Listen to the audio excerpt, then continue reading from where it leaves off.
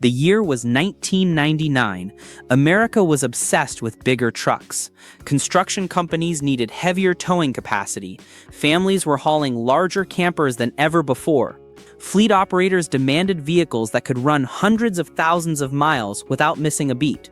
General Motors knew the stakes. If they got their next truck engine wrong, Ford and Dodge would take customers by the thousands. But what almost nobody knows is that GM's answer to that challenge would accidentally become one of the most respected truck engines in automotive history. An engine so tough that mechanics still search for them in junkyards. An engine so durable that owners routinely push them past 300,000 miles. An engine that earned a reputation most manufacturers can only dream about. The 6.0-liter Vortec. Today, enthusiasts call it one of the greatest truck engines ever built. Mechanics call it indestructible. But why? What made this ordinary-looking V8 survive abuse that destroyed so many others? The truth is far more fascinating than most people realize. To understand the legend, you have to go back to the birth of GM's new generation of V8 engines. For decades, General Motors relied on the traditional small-block Chevrolet architecture. It was successful, powerful, and proven. But by the 1990s, emissions regulations were tightening. Fuel economy standards were becoming more demanding. Competition was getting fierce. The landscape was changing fast. Ford had just launched their modular engine family. The Triton V8s were showing up in F-Series trucks everywhere. Dodge wasn't sitting still either. Their Magnum engines were earning respect among commercial buyers. Toyota was beginning to make noise in the full-size truck market. Even Nissan was eyeing American truck buyers. GM couldn't afford to stumble. Not now, not when truck sales were generating billions in revenue. The engineering team faced enormous pressure. They needed an engine that could outwork the competition. Something reliable enough for fleet managers, powerful enough for weekend warriors, efficient enough to meet upcoming regulations, and affordable enough to keep GM's pricing competitive. That's a lot to ask from one engine. Most manufacturers would choose compromise. A little less power here, a little less durability there. Just enough to check the boxes. But something different happened at GM. Engineers began developing what would become the Gen III small block family. The project wasn't simply about making more horsepower. It was about creating a modern engine platform that could survive anything customers threw at it.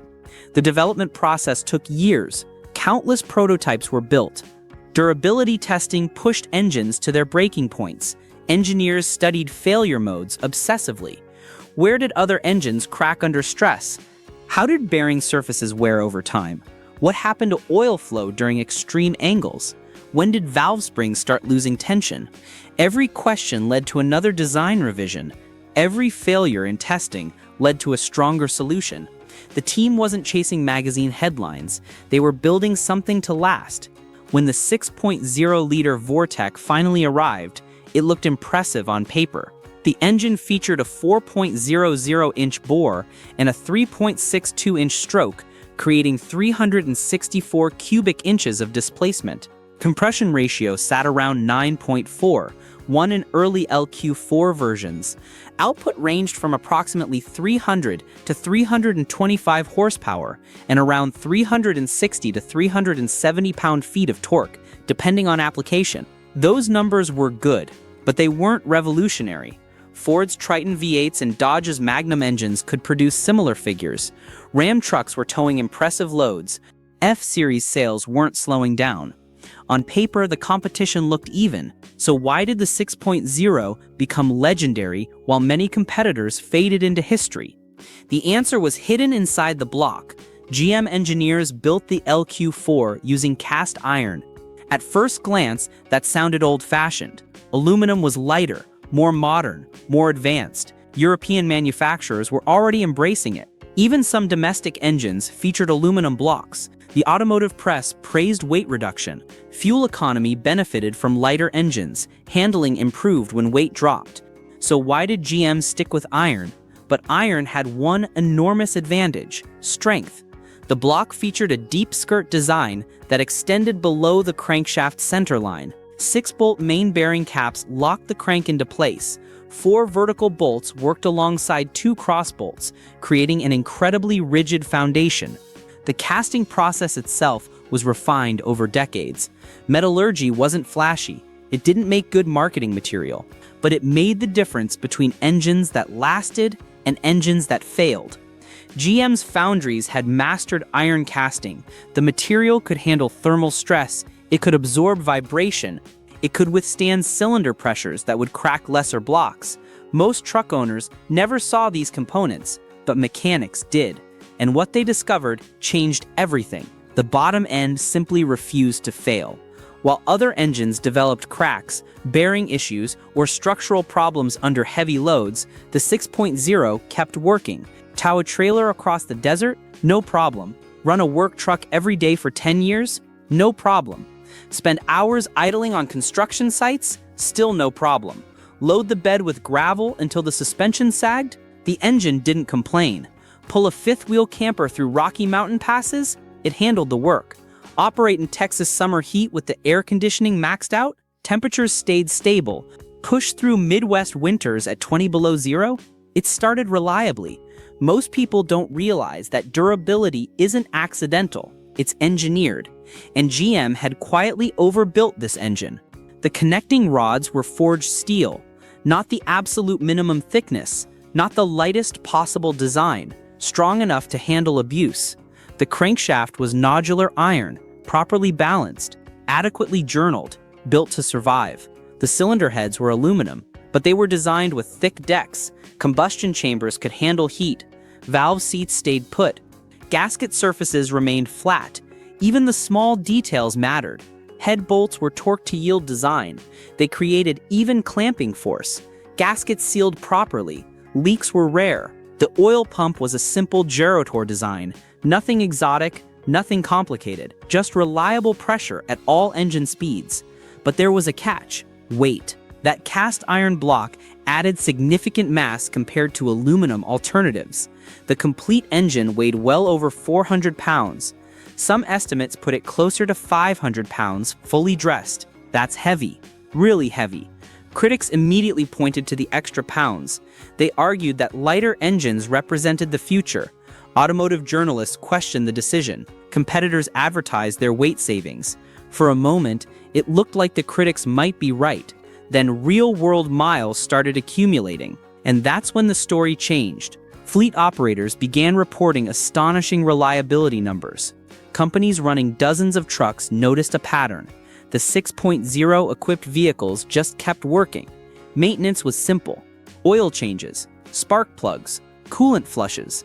Nothing dramatic, nothing expensive. 200,000 miles became common.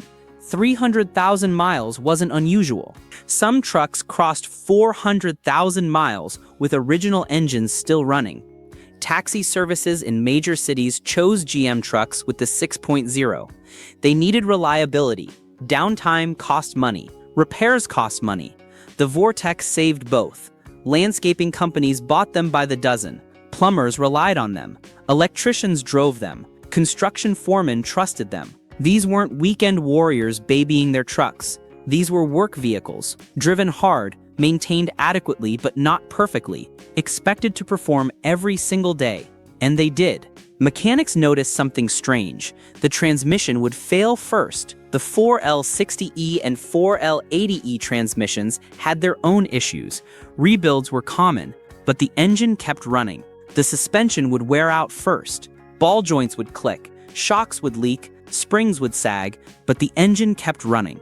The body might rust away, rockers would perforate, cab corners would rot, beds would corrode, but the engine kept running. One veteran technician reportedly joked, "The truck dies around the engine, not because of it." And he wasn't entirely wrong. Some owners reported seeing trucks in salvage yards, completely wrecked from accidents, frames twisted, bodies crushed, total losses, but the engine still good, probably still running when the wreck happened. Those engines often got pulled, sold to rebuilders, installed in other trucks, given a second life, sometimes a third life. The engine outlasted the vehicle it was born in. That's extraordinary when you think about it. But durability alone doesn't create legends. What happened next did. As the 2000s progressed, performance enthusiasts discovered the 6.0 Vortec. At first, nobody expected much. After all, this was a truck engine, heavy, practical, designed for towing, not racing, not performance builds, not hot rods. The LS1 and LS6 engines got all the attention. Those were the Corvette engines. Lightweight aluminum blocks, higher compression, better breathing, more horsepower from the factory. Everyone wanted those. But they were expensive, hard to find. Demand drove prices up. Then somebody had a different idea. What about that truck engine? The heavy iron one? The one sitting in every junkyard? The one nobody wanted? Then somebody added a camshaft upgrade. Nothing wild, just a mild performance profile. Another installed better cylinder heads. LS3 or LS6 heads bolted right on. Airflow improved dramatically. Someone else bolted on a turbocharger. Boost pressure climbed, power output soared. The results shocked everyone. The stock iron block handled power levels far beyond its factory rating. 500 horsepower became routine. 600 wasn't difficult. 700 was achievable with the right combination. Then builders crossed the 1,000 horsepower mark, using junkyard truck engines that cost a few $100s, engines that came from work trucks with 200,000 miles, engines that were supposed to be ordinary. Think about that for a moment. An engine originally designed to haul trailers was suddenly producing supercar power and surviving, not just for dyno pulls, not just for quarter-mile passes. These engines were being driven, streetcars making 700 horsepower, daily driven in some cases, driven to car shows, raced on weekends, then driven home. The blocks weren't cracking, the cranks weren't breaking, the rods weren't bending, the bottom end just took it. You can probably guess what happened next. Demand exploded. Junkyards couldn't keep them on shelves. Engines that sat unwanted for months suddenly disappeared in days. Performance shops started hunting LQ4 and LQ9 engines specifically. Prices started climbing. What cost $300 suddenly cost $500, then $800, then over $1,000 for good examples. The LQ9 was especially desirable. Introduced as a higher performance version, it featured flat-top pistons and approximately 10.11 compression. Horsepower climbed to around 345. Torque increased to roughly 380 pound-feet. It wasn't a massive difference, maybe 20 horsepower over the LQ4, but enthusiasts loved every extra horsepower. More importantly, they loved the engine's potential. Because underneath, the same overbuilt architecture remained. The same strong block, the same rigid bottom end, the same reputation for surviving punishment, the same capability to handle serious power. But there was another secret. Oil control. Many high-performance engines fail because oil can't reach critical components under extreme conditions. Cornering forces push oil away from the pickup. Acceleration uncovers the sump. Hard braking does the same. Bearings starve, temperatures rise, metal begins eating itself. Failure happens fast. The 6.0 Vortec oiling system wasn't perfect, but it was robust. The oil pan held adequate capacity, the pickup was reasonably positioned, the galleries were properly sized. Combined with moderate factory operating speeds, it dramatically reduced stress on internal components. The engine wasn't trying to spin 8,000 revolutions per minute. It wasn't chasing racing records. It wasn't built for peak horsepower at insane engine speeds. It was doing the opposite. It was staying comfortably within its limits. Redline sat around 6,000 revolutions per minute. Most operation happened between 2,000 and 4,000 revolutions per minute. Peak torque arrived low in the rev range. That meant less stress on every component. Pistons moved slower. Valves opened and closed more gently. Bearings saw lower speeds. Oil had time to flow, and that's exactly why it lasted. Engineers often say reliability comes from margin, the distance between normal operation and catastrophic failure. The 6.0 had plenty of margin. Components were stronger than they needed to be for stock applications. That became obvious during towing tests. Heavy-duty GM trucks equipped with the 6.0 regularly hauled thousands of pounds through brutal conditions. Mountain grades, summer heat, long-distance hauling, stop-and-go traffic with trailers. The engine kept working, day after day, year after year. Coolant temperatures stayed reasonable. Oil pressure remained strong. Nothing broke. And then something remarkable happened. The internet arrived. Forums exploded with owner experiences. Thousands of stories started appearing. Owners reported 250,000 miles, then 300,000, then 400,000. Some even claimed 500,000 miles with proper maintenance. Commercial operators shared their fleet data. One company reported averaging 350,000 miles before engine rebuilds. Another said they rarely rebuilt them at all. Trucks got retired for other reasons first. Independent mechanics chimed in. They'd seen these engines with worn out everything else. But the block? Still good. Cylinder walls? Still within spec. Bearings? Still acceptable. Not every story was perfect, of course. No engine is. Knock sensors occasionally failed. They were positioned in the valley under the intake manifold. Heat and vibration took their toll. Replacement was annoying but not catastrophic. Exhaust manifold bolts could break. Thermal cycling weakened them over time. Some owners experienced oil consumption issues, AFM-equipped engines especially. Active fuel management brought its own problems. But the non-AFM engines, generally very clean. Some intake gaskets leaked, coolant would seep. Replacement was straightforward. Water pumps eventually wore out. Every engine needs them eventually. This was no different. But compared to catastrophic failures, cracked blocks, spun bearings, thrown rods, these were minor inconveniences. The core engine remained incredibly durable, and that's what mattered. As emissions regulations tightened and technology evolved, newer engines became more complicated. Variable valve timing, cylinder deactivation, direct injection, turbocharging. Each innovation brought benefits: better fuel economy, lower emissions, more power from smaller displacement, but it also introduced complexity, more sensors, more actuators, more computers, more things to fail, more expensive repairs. The 6.0 Vortec came from a sweet spot in automotive history, modern enough to deliver strong performance, simple enough to remain dependable, strong enough to survive abuse, advanced enough to meet regulations of its time, simple enough for shade tree mechanics to work on. That combination is incredibly rare, which is why mechanics still respect it today. Walk into almost any performance shop in America and mention an LQ4, you'll probably get a smile.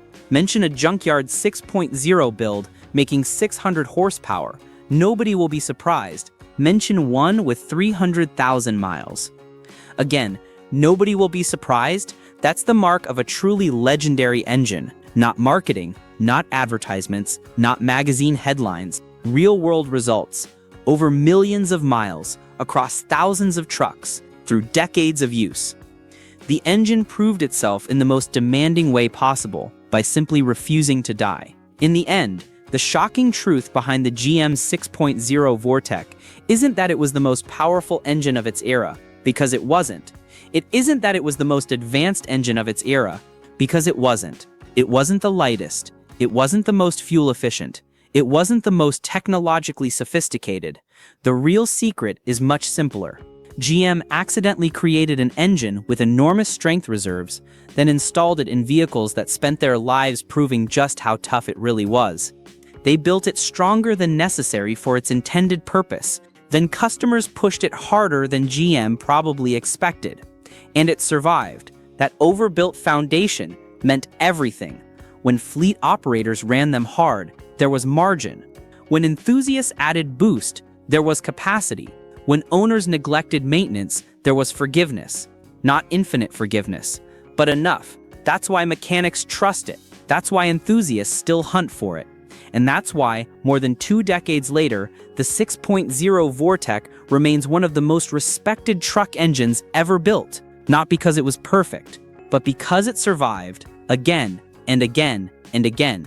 If you enjoyed this story, let me know in the comments which legendary engine you'd like to see next. There are plenty of forgotten power plants, engineering masterpieces, and automotive rivalries still waiting to be uncovered. And if you love deep dives into the machines that shaped automotive history, make sure to subscribe so you don't miss the next one.